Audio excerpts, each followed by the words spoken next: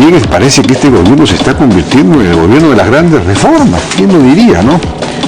Estamos ahora con la ministra de Salud, Midori Dejavich, porque el Ministerio Ejecutivo ha enviado al Congreso un proyecto de ley para que se le delegue al Poder Ejecutivo facultades para legislar en materia en buena cuenta, una reforma del sector salud, dentro de la cual estaría la reforma del sistema de remuneraciones del sector salud. Y bueno, vamos a conversar con la ministra acerca de qué es lo que se proponen con este asunto. Ministra, buenas noches, ¿qué tal? Buenas noches, muchas gracias. Bueno, ¿qué es lo que están proponiendo? Para comenzar, esto nace claro, a partir de las huelgas que hubo el año pasado y hubo unos acuerdos y se dijo, bueno, vamos a dar una nueva política de remuneraciones, pero esto tiene que darse dentro de una reforma, ¿no es cierto? Recuerdo más o menos que esa fue la frase. ¿Qué se va a hacer? Sí, bueno, en realidad fue una confluencia de factores importantes. El tema de la huelga, que llevó a efectivamente unos acuerdos con los diferentes gremios, pero esto en el marco de un encargo además que nos hace el presidente de la República y que hace al Consejo Nacional de Salud para proponer un conjunto de medidas de fortalecimiento del sistema de reforma. Entonces, ese es el marco en el cual hemos venido trabajando los últimos 6 meses con el Consejo Nacional, que tiene en sus miembros a actores muy importantes del sistema, al Colegio Médico, a Consejo Nacional de Salud. El Consejo Nacional de Salud, que existe ya hace mucho tiempo. Es un consejo consultivo, está el Colegio Médico, está el sector privado, está de salud, están las universidades, los trabajadores, en fin, un grupo de gente muy importante, al cual el presidente además consideró oportuno añadir para esta tarea al Acuerdo Nacional a la SUNASA, que es la Superintendencia, y el Seguro Integral de Salud, y además a la representación de los gobiernos regionales.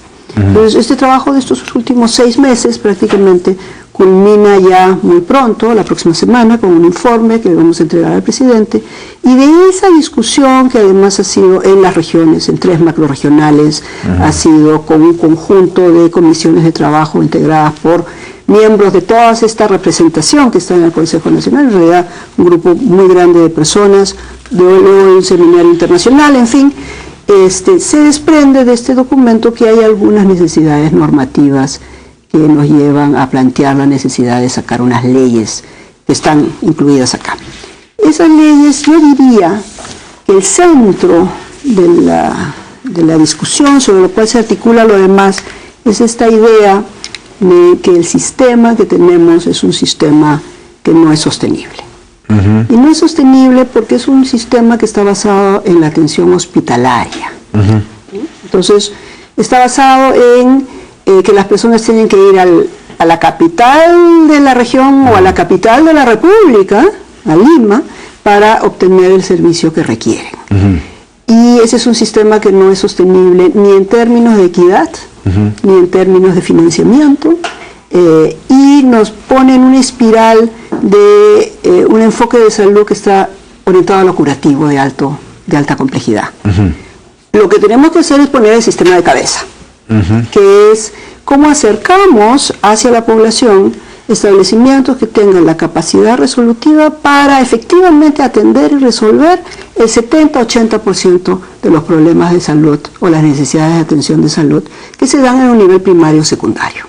¿Y eso cómo se hace? Eso es fortalecer las postas. Eso es, y creo que conversamos de esto hace algunos meses, la identificación de lo que llamamos los establecimientos estratégicos. Se han identificado con todos los gobiernos regionales un total de 750 establecimientos estratégicos entre estos hospitales intermedios y la red de atención primaria. Esto se ha hecho un trabajo de planificación muy importante con ellos.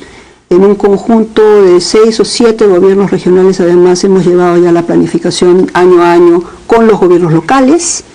Y este es el centro de la propuesta, en tanto pone el eje en cómo llevamos el servicio de prevención, promoción y atención de las cosas más importantes más cerca al ciudadano, con mejor atención, con más cercanía y más equidad.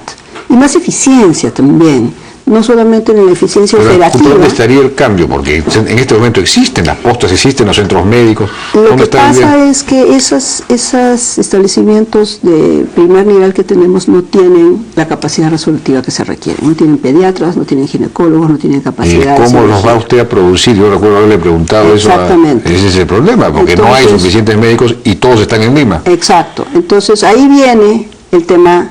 Ese es el tema de la planificación de la inversión, está más o menos clara, lo que queremos, y viene el tema laboral, salarial y de gestión de recursos humanos. Por eso es tan importante la otra pieza que es la de la política remunerativa.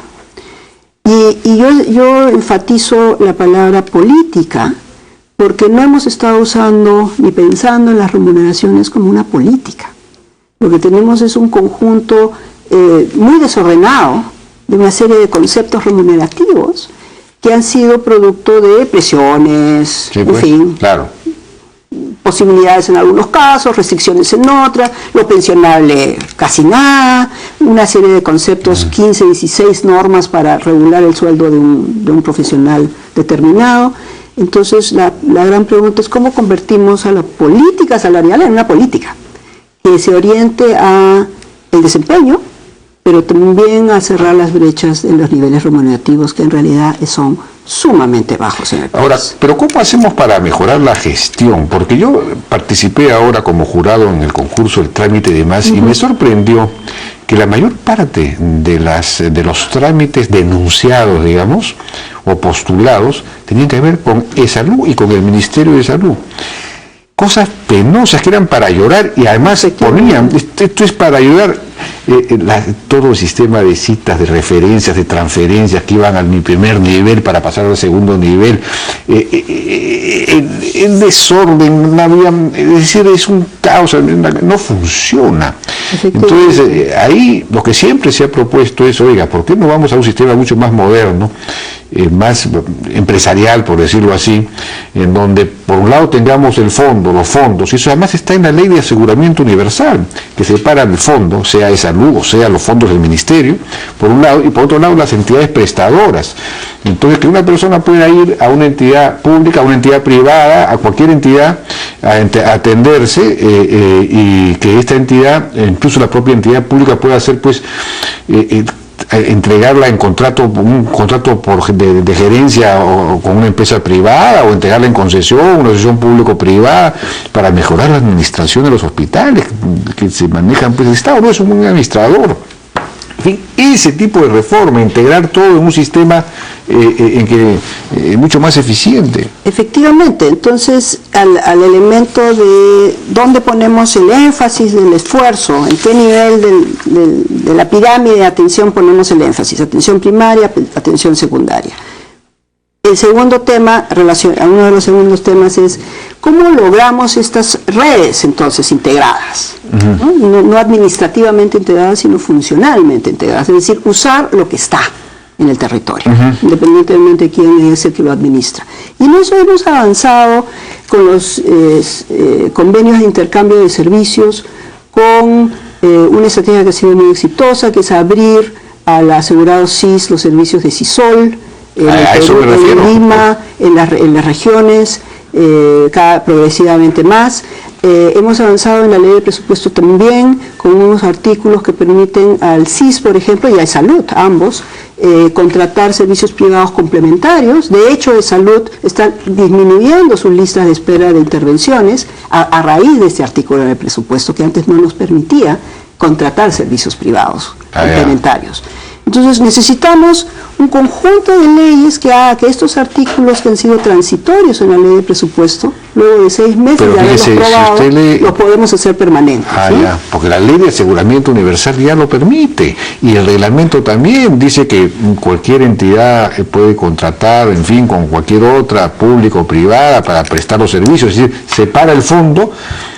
Además el fondo tiene un nombre y no sé qué, y IAFAS, ahí está, las IAFAS es por un lado, es decir, el fondo por un lado, y por otro lado las entidades prestadoras. Así que el fondo puede contratar con cualquiera, hacer un convenio con cualquier entidad para que se puedan atender ahí las personas. Pero ha sido a raíz de mecanismos específicos que hemos puesto en el presupuesto del año pasado, en la ley, y que hemos probado estos 6 meses, que podemos decir que ya efectivamente podemos hacer este intercambio de servicios, ministerios de salud, privados, es decir, redes integradas usando al máximo lo que está. Y para crecer, un esquema de inversión, de planificación, donde no dupliquemos los esfuerzos de inversión. Entonces, esa es la idea. En términos de gestión, efectivamente tenemos que hacer cambios radicales. Creemos que podemos, y uno de los pedidos de delegación es justamente ese, el modelo de gestión. Creemos que podemos combinar modelos de gestión públicos, particularmente allá donde no haya posibilidad de tener un gestor privado, podemos tener modelos de gestión privada, y de hecho, a mí me parece muy interesante el caso del Hospital del Niño de San Borja, donde vamos en octubre, espero que octubre, noviembre, a más tardar, tener ya una APP para todo lo que es la administración no clínica, es decir, todo lo que es mantenimiento, logística, que es donde lo hacemos mal. Entonces hay una posibilidad de hacer una serie de APPs para sobre todo los hospitales más grandes, donde efectivamente el aporte del sector privado, y este es el tema de fondo, sea el aporte de la innovación y la transferencia tecnológica, básicamente gestión. Entonces yo adelantándome a la crítica que probablemente, o a la pregunta que probablemente me hagan sobre este tema, no es un esquema de privatización, es un esquema de usar lo que tenemos a disposición en el sector público, en el sector privado, de forma tal que podamos complementar nuestras mejores capacidades. Entonces, ese es otro tema para el cual queremos facultades, y estamos también pidiendo facultades para reorganizar el Ministerio de Salud. ¿Cómo así sería eso? El Ministerio de Salud tiene una estructura orgánica muy poco apropiada. De hecho, y esta es una anécdota que yo cuento, cuando recién entramos a la gestión con el viceministro, nos pusimos de acuerdo más o menos cuáles eran las líneas prioritarias que queríamos llevar adelante, y decidimos que no íbamos a atacar el tema del cambio orgánico del ministerio, porque será muy complicado. A la vuelta de 2 o 3 meses nos dimos cuenta que es indispensable. Tenemos una estructura que no nos permite operar. Tenemos un solo viceministerio, todos los hospitales dependen directamente del viceministro, además de todo lo demás, todos nuestros programas, TV, inmunizaciones, o sea, es una estructura que depende estrictamente del viceministro, con lo cual nada depende del viceministro realmente, porque es imposible gerenciar todas estas cosas. Entonces hay 2 o 3 cambios fundamentales que queremos hacer. Uno es tener 2 viceministerios, uno de políticas, regulación, evaluación, que no se hace, no evaluamos nuestros programas, es decir, no aprendemos de lo que hacemos, y otro viceministerio que tenga muy claras las funciones de salud pública que le corresponden al ministerio, incluyendo intervenir en casos de problemas de salud pública, que hoy no podemos hacer. ¿Cómo es eso? Porque tenemos un conjunto de competencias delegadas o ya transferidas a los gobiernos regionales que nos hace muy difícil poder intervenir cuando hay un problema de salud pública que requiere intervención rápida. Lo logramos hacer por las buenas relaciones que tenemos con ellos. Entonces ahí hay un espíritu de colaboración, pero es muy débil ese fundamento para hacer política pública en salud más efectiva y más. Entonces ahí hay un tema. Y el tercer aspecto que nos parece muy importante es justamente completar esta idea de la separación de funciones. Tenemos un seguro integral de salud, que es una IAFA, ¿no? Efectivamente un administrador de fondos, pero no tenemos claramente la responsabilidad de la prestación, porque como le digo, todo depende del viceministro. Entonces queremos hacer otra OPD, un organismo público descentralizado, donde estén todo el tema de la prestación. O sea, tenemos, digamos, entre comillas, una gran gerencia de prestación que no tenemos. Eso nos va a permitir primero modernizar nuestra prestación, tener un equipo de alto nivel. Yo estoy confiada que la experiencia que hay en el sector nos va a permitir tener un equipo directivo de conducción estratégica del aparato prestador, que pueda brindar asistencia técnica a las regiones y que pueda ir experimentando con todos estos nuevos modelos de gestión, de calidad, de estándares. Y por último, fortalecer a la SUNASA. La SUNASA hoy está en manos de la Superintendencia Nacional de Aseguramiento, que tiene que vigilar que las IAFAs hagan su trabajo y que los prestadores hagan el suyo. Ya. Entonces, hemos fortalecido la superintendencia, queremos que sea una superintendencia de salud, no solamente de los asegurados, sino de todos los usuarios.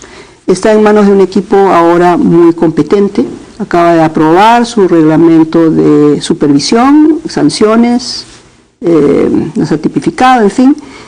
Entonces tenemos el ministerio como un gran ente rector, la IAFA CIS, la superintendencia y nuestra OPD de prestación, con lo cual hemos separado bien las funciones, las queremos especializar y creemos que ese es un esquema en el que el ministerio va a recobrar, digamos, una capacidad de orientación de la salud en el país y a la vez una capacidad de intervenir cuando es necesario que intervenga con mucho más eficacia, ¿no? De acuerdo. Por ejemplo, el tema del seguro integral de salud. Se suponía que con la ley de aseguramiento universal esto se iba a extender a nivel nacional, pero se iba a comenzar con las regiones más pobres, no sé si eran Ayacucho, Huancavelica, Purímac, y esto, en fin, se iba a extender. ¿Eso en qué ha quedado? Porque eso se tiene que ejecutar además a través de las regiones. Entonces una pregunta es, ¿tiene el ministerio una capacidad rectora de ese proceso o no le hacen caso, no le hacen caso?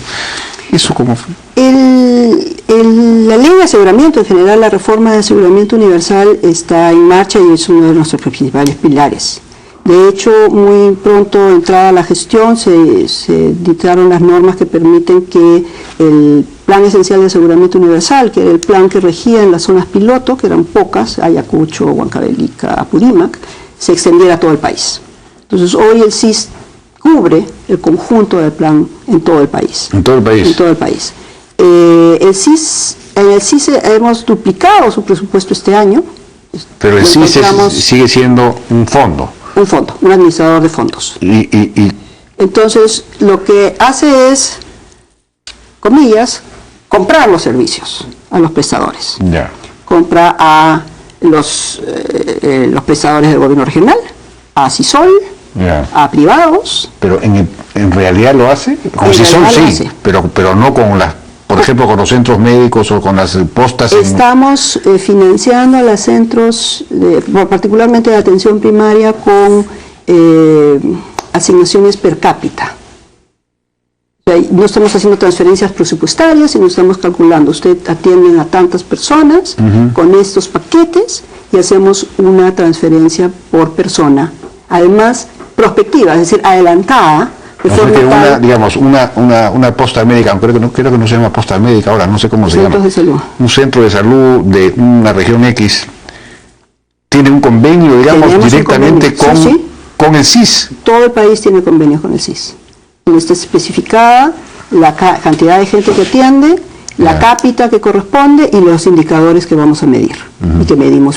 Ahora, ¿no hay manera de rehabilitar, de restablecer, de recuperar los llamados CLAS, ¿no? que funcionaron mucho mejor que las postas porque eran comités locales de administración, eran asociaciones civiles en buena cuenta, donde la comunidad manejaba las cosas de alguna forma o dirigía, y eso hacía, claro, pero eso era con médicos contratados, por una ley fueron nombrados y entonces ya no hubo capacidad de exigirles nada, porque ya estaban nombrados, trabajaban menos y todo.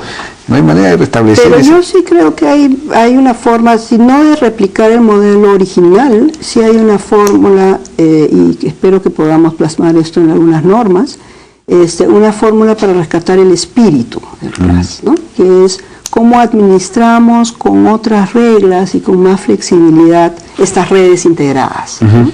En esto que le comentaba, algunas serán enteramente públicas, otras podremos combinar con gestión privada ahí donde podamos encontrar las condiciones. El modelo, digamos, básico, original del CLAS es por varias razones difíciles de replicar en este momento, ¿no? Sí, pues, una pena en eso. Bien, bueno, los felicito realmente porque me parece que están con una concepción integral que ojalá que pueda efectivamente plasmarse, ojalá que el Congreso les ceda al Ejecutivo facultades legislativas para legislar sobre este tema, ¿no? Y que esto se pueda llevar adelante. Nosotros, por supuesto, respetaremos las decisiones del Congreso, seguiremos trabajando las leyes, por supuesto, porque son necesarias, y yo quiero siempre rescatarlo, ahora que hemos estado con el presidente Kim del Banco Mundial, rescatar algo que él ha mencionado en la Organización Mundial de la Salud, que nos parece muy apropiado, que es, esta es una tarea de nuestra generación. Si no la hacemos nosotros, se la vamos a dejar de tarea a nuestros hijos o a nuestros nietos, y entonces en realidad hay que asumir el imperativo moral de hacerla, de intentarlo. Efectivamente. Bueno, Midori Javich, ministra de Salud, muchas gracias por su participación en La Hora N. Vamos a un aplauso y regresamos.